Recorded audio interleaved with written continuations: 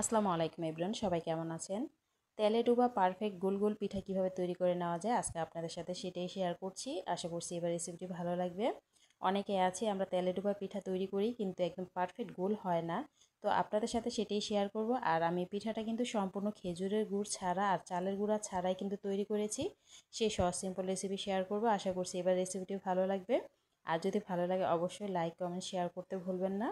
আর এরকম অসংখ্য মজার মজার পিঠা রেসিপি আমার চ্যানেল আছে, চাইলে কিন্তু সেগুলো দেখে নিতে পারেন। তো প্রথমে আমি প্যানেতে দিয়ে দিচ্ছি 2 চামচ পরিমাণ চিনি। তো প্রথমে আমি চিনিটাকে একটু ক্যারামেল করে নেব। যেহেতু আমি খেজুরের গুড়টা ব্যবহার করছি না, তো এটাকে আমি ক্যারামেল করলে কালারটা অনেকটা সুন্দর হবে। প্রায় দেখতে মনেই হবে যে এটা খেজুরের গুড় দিয়ে তৈরি করা। তো কিছুক্ষণ এভাবে জাল করে নিচ্ছি। তো আপনারা ননস্টিক প্যানের মধ্যে যদি নেন তাহলে একটু পানি দিয়ে দিবেন, তাহলে কিন্তু কালারটা চলে আসবে। তো আমি একটা ফ্রাই প্যানে দিয়েছি, তো আমি পানি অ্যাড করিনি।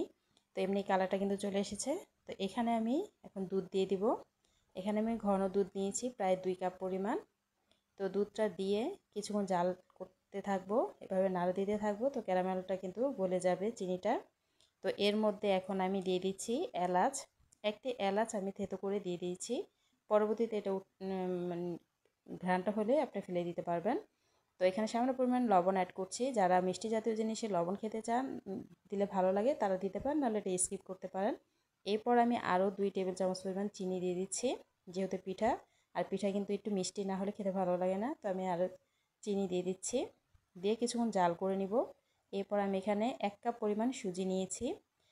প্রথমে আমি সুজিটা অল্প করে দিচ্ছি, কারণ সম্পূর্ণটা দিলে দেখা যাবে যে দলা হয়ে যেতে পারে। তো এরপরে বাকি সুজিটাও দিয়ে দিব।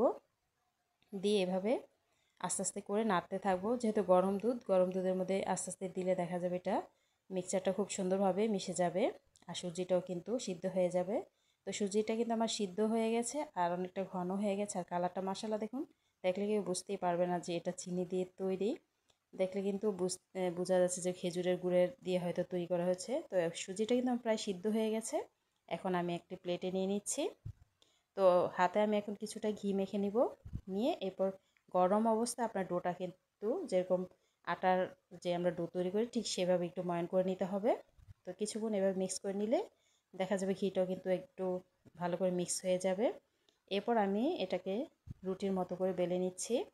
প্রথমে একটু হাত দিয়ে চাপ দিয়ে একটু বড় করে নিচ্ছি। এরপর একটু তেল বা ঘি মেখে নিতে পারেন, এভাবে বেলতে কিন্তু খুব সুবিধা হবে। তো এভাবে করে দেখুন রুটি তৈরি করে নিচ্ছি। আর এটা কীরকম ভারী হবে দেখলে বুঝতে পারবেন। একটু মোটা করে নিতে হবে রুটিটা, তাহলে কিন্তু এটা সুন্দর হবে পিঠাগুলো। তো আমি এখানে একটা স্টিলের গ্লাস নিয়েছি, এটা দিয়ে কেটে নিচ্ছি।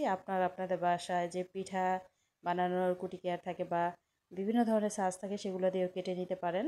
তো এভাবে যদি আপনি বানিয়ে নেন, একদম চারোদিকে কিন্তু পিঠাগুলো গোল গোল সুন্দরও হবে, দেখতেও ভালো লাগবে আর অনেকটা ফুলকো ফুলকো হবে। দেখুন, দেখলে বুঝতে পারবেন যে কত সুন্দরভাবে পিঠাগুলো তৈরি হয়ে যাচ্ছে।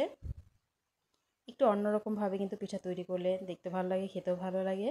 দেখুন কত সুন্দর হয়েছে, দেখলে কেউ বুঝতেই পারবে না যে সুজি দিয়ে এত মজার পিঠা আর এত সুন্দর গুলগুল করে তৈরি করে নেওয়া যায়। দেওয়া মাত্রই কিন্তু ফুলে যাবে। দেখুন কত সুন্দর মাশাআল্লাহ হয়েছে। আর এরকম রেসিপি পেতে হলে অবশ্যই আমার চ্যানেলটাকে ভিজিট করে আসতে পারেন।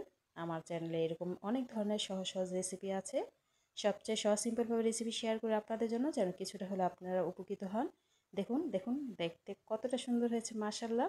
কেমন লেগেছে অবশ্যই কমেন্টসে জানিয়ে দিন, আর ভালো লাগলে কিন্তু ভিডিওটি শেয়ার করে দিবেন।